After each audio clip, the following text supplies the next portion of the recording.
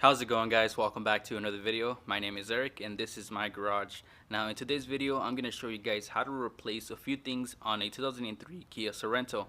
Now this vehicle refuses to stay fixed. It keeps constantly breaking down.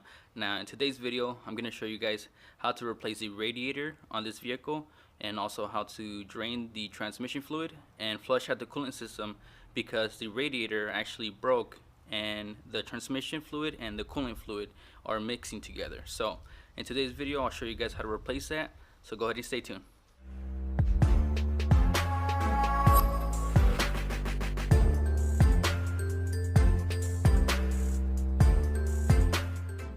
In front of me I have the replacement items. So we have a brand new radiator. This is a 2003 Kia Sorento, which means it has a 4-speed automatic transmission. Now this actually uses Dextron 3, but if you have a newer style vehicle, this is going to use a different type of fluid, so make sure that you read the owner's manual to find the correct fluid. Since I'm removing the transmission pan, I'm going to go ahead and also remove the gasket and filter. I also have some concentrated peak antifreeze and some distilled water. Before we start working on the car, we're going to make sure that it's cooled off, and we're going to go ahead and leave it in a flat surface. On this vehicle, it's pretty high off the ground, so you don't need to jack it up to do this. Disconnect your battery. Remove your engine cover. Since we're already here, go ahead and remove this cover that covers the radiator. This vehicle has been apart a few times, so some of the clips here are not factory.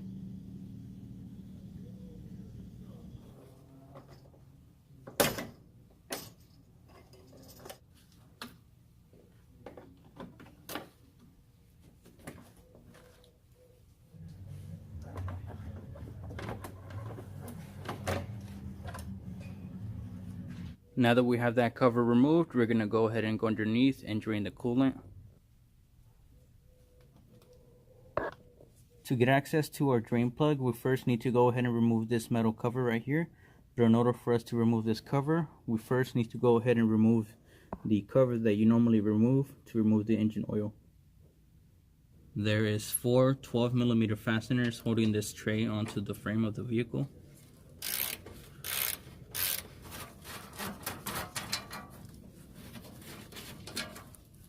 Once you remove that plastic tray, go ahead and remove the metal one. There is a few fasteners holding this down.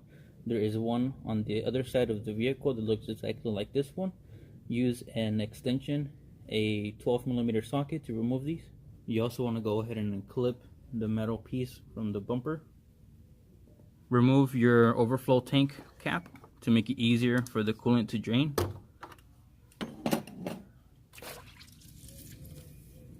As you guys can see, the fluid is brown, and if you pay close attention you can almost see the pinkish tint from the transmission fluid. For those that didn't know, when you mix transmission fluid and coolant, it will cause a lot of transmission issues, and if you don't catch it right away, it will cause irreversible damage to your transmission. So make sure that you're always constantly checking your transmission fluid and your coolant. Once your radiator is drained, go ahead and remove the following lines out of the way.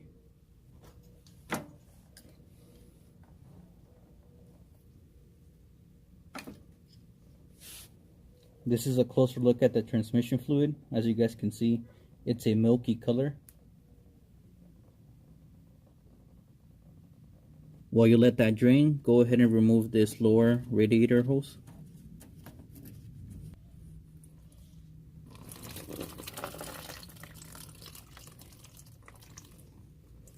Now that you're down here, you want to go ahead and remove these 14mm fasteners right here. There's one on each side.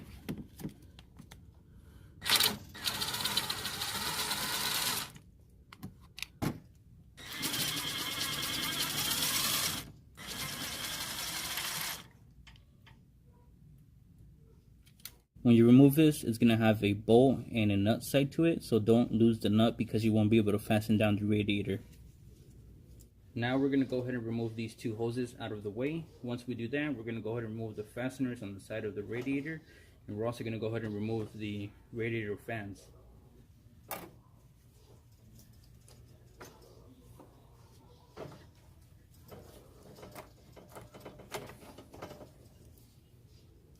These guys are 14mm.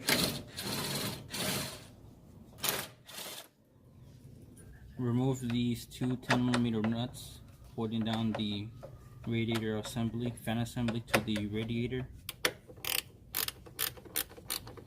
Make sure to disconnect your connectors to the radiator fans. There is in total of 2. Go ahead and remove your radiator fans.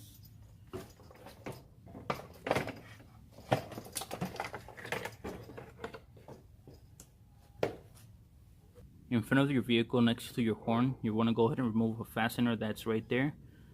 You're going to do this on both sides so that it helps you remove the radiator. The last thing holding in the radiator is going to be 2 fasteners right in here. So these right here are a 12mm. There's one right here, and there's another one on the other side that holds this radiator. This is how it looks like. This one unfortunately is broken, but you're basically removing this. Once you remove this, will give you enough slack to remove the radiator. Once you pry the radiator out, you can go ahead and remove it.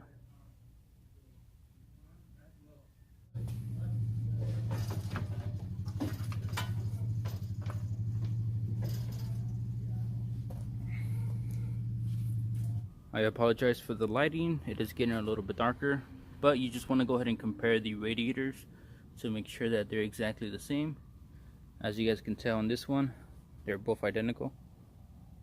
Go ahead and install the radiator back onto the vehicle. When you install the radiator, you want to make sure that it lines up with those 2 holes on the bottom and that the bushings are nicely seated.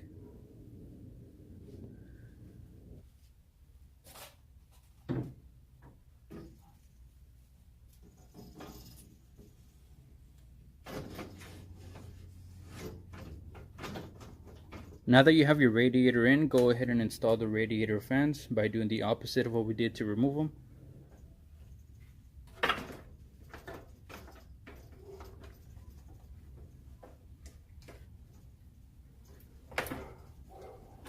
Don't forget to fasten down the bolts that hold the radiator fan to the radiator.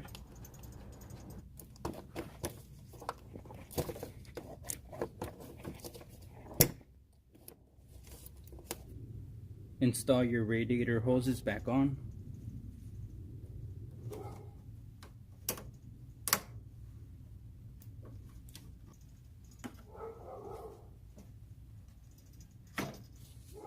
I have the radiator back on along with the radiator fans. The only thing that I don't have connected is some of the lines that come from the transmission, and that's because we're going to go ahead and flush it out. So let's go ahead and go in the rear. The transmission pan is going to be right underneath the vehicle. First, what you're going to want to do is drain the transmission fluid. Remove the 14mm drain plug.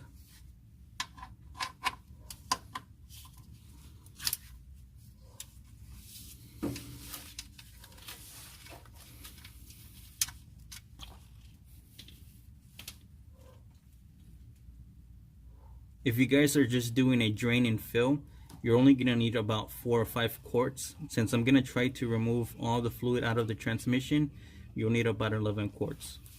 Go ahead and put your drain plug back on. Now that we have drained the transmission fluid, we're going to go ahead and turn on the vehicle for about 5 seconds.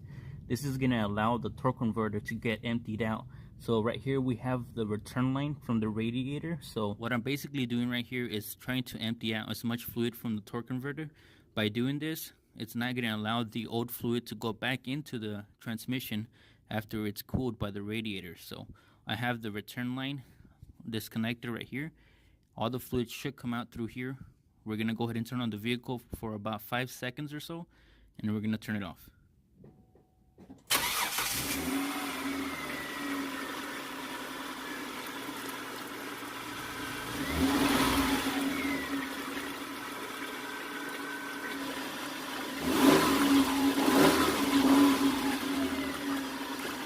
Once you have your bolt back on, go ahead and remove these 19 10mm fasteners holding down the pan to the transmission.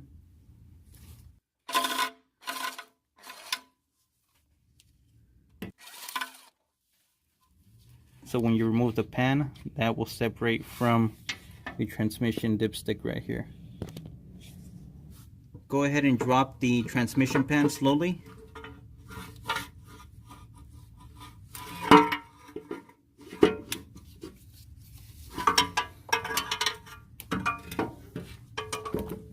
This is a closer look at the transmission pan. You want to make sure that you get like a razor blade or something to clean out the gasket material, and you also want to go ahead and clean out your magnets before you install this back onto the vehicle.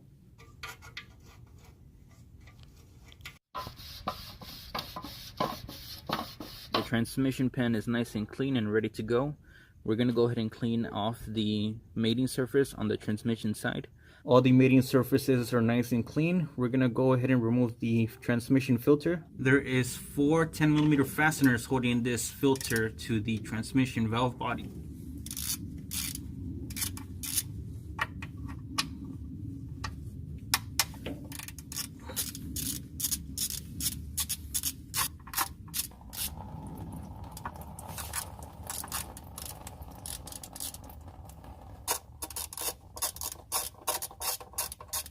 The 2 bolts closer to the engine are smaller compared to the bolts on the back, so go ahead and keep that in mind when you guys are installing these back on.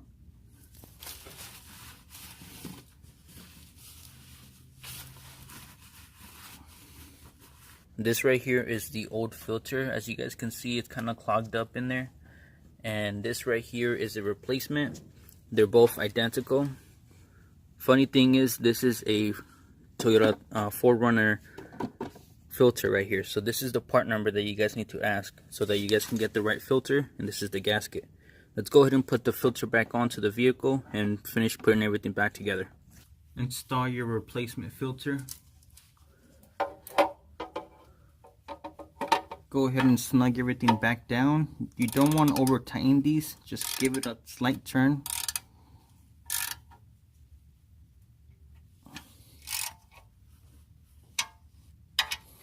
Install your transmission pan with gasket.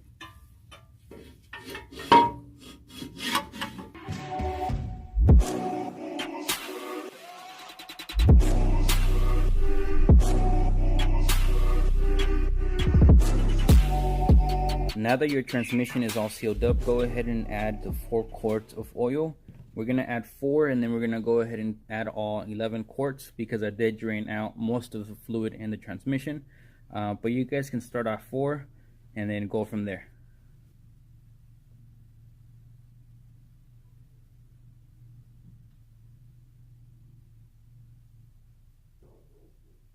This is pretty much going to wrap up the end of the video. If you guys did find it helpful, please make sure to give it a thumbs up. Also, if you're not subscribed to my channel, consider subscribing for more videos like this. I have a ton of videos that I need to go through, so I appreciate you guys being so patient with me. I'm going to try to work on them as much as I can so that I can put content out for you guys. Thank you guys for all the support. I'll see you guys all in the next one. Peace out.